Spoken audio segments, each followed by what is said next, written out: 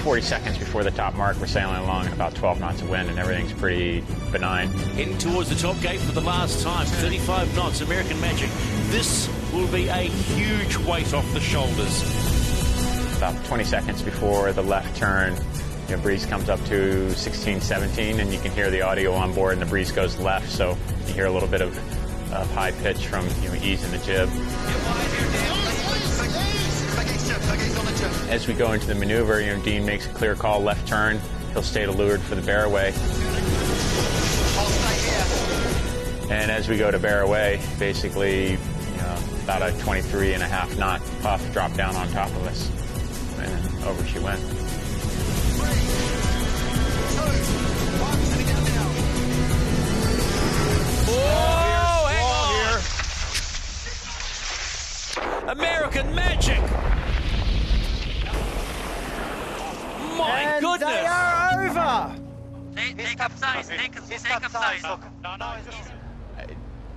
My most vivid memory is when I heard Dean say, I've lost the rudder. Oh, I lost the rudder here.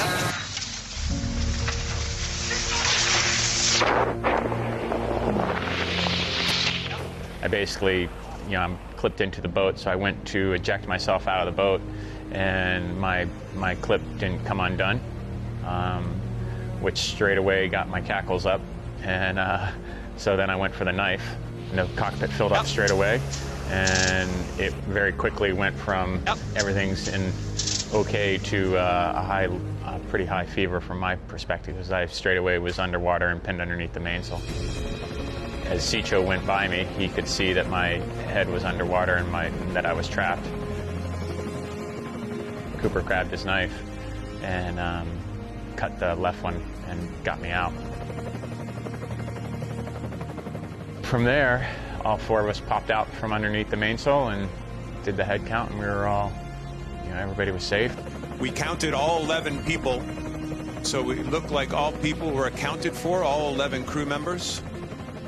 Very quickly, it became apparent that Patriot had suffered some major damage, and when we got her upright, it was clear that there was a hole, and it very quickly went to a rescue operation of the boat.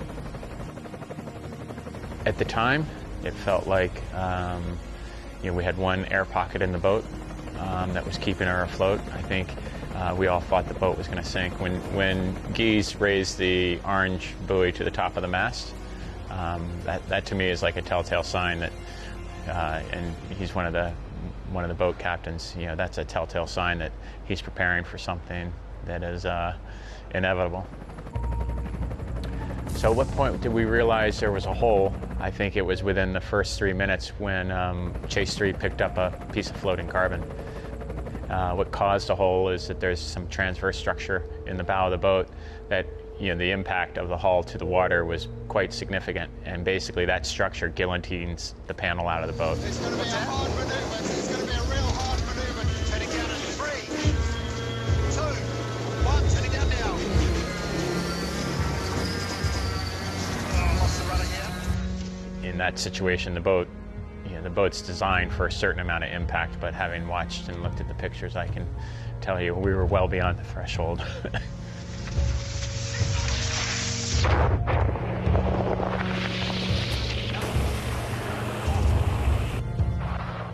From a team perspective and the actual saving of Patriot, we had pumps on the water, we have floats on the water, we have basically everything you need to keep the boat from sinking in a worst case scenario.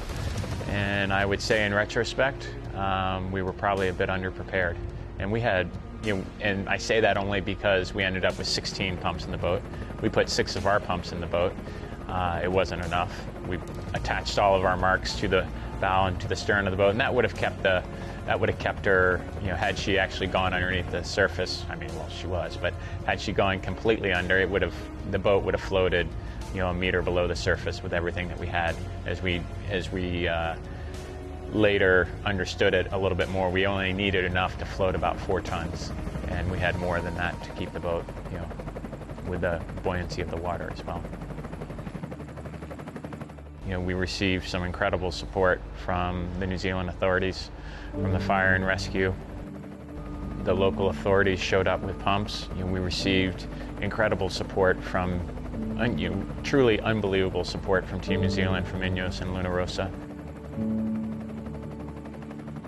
There was a level of support from the other teams that is a great testament to sportsmanship, to kind of the this mentality that we're all in it together, which we are.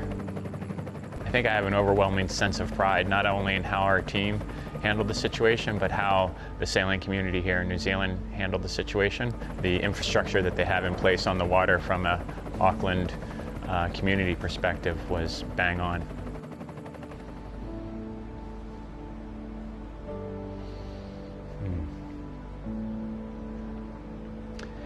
It was hard because we have 3 years invested into this boat. We have all this support of these great people. We have incredible support from Hap Falth and Doug DeVos and Roger Penske and the New York Yacht Club. And so I think when you're in that situation, you quickly realize it's not going to be the first mistake that gets you. As it is when we race, it's always going to be the second one. And what the team did an incredible job at was recognizing we couldn't bring her back home bow first, so we had to go in reverse, and we kept the water out of the boat. We made the priority to make sure that our team and our family was safe. And then when we got back to shore, we had a good plan to get the rig out, to get the boat out of the water, and we had a good team meeting inside the shed. And then I think one of the strengths of American Magic and of our team as a whole is the people. And from here on out, we just allowed the people to do their jobs, and not overcomplicate the process. Understand what needs to be taken and needs to be done, and then allow it all to happen. And that's sitting here today, that's what we're doing.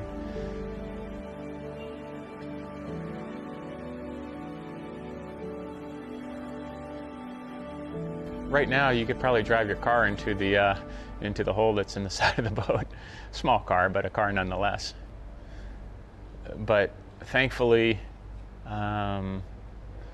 we have great Boat 1 and Defiant sitting out in the forecourt that they've taken some of the componentry out of and some of the structure out of Defiant. We've had great support from Team New Zealand and their boat building facility, and they're helping us out with some of the flat panel that gets attached to, that's basically getting rebuilt off the mold that we have. Our boat building team is taking care of the structure inside the yacht. The electronics department is taking care of all the electronics, and everything's been pulled out of the boat. Everything's been tested. We know exactly what has to go back into the boat and what's new and what's not new. And so, we're making great progress almost every hour. I think our determination is to win the regatta. That's our determination. Our expectation is the boat's going to go back in the water, and it's going to be same as it was last Sunday. A minute before we tipped her over, and we had 3 pretty horrendous days in a row. And I don't think any of us are going to let those 3 days beat us. So I'm not. I'm ready to go sailing tomorrow, and when we get the boat back from the shore team, we'll be ready to go.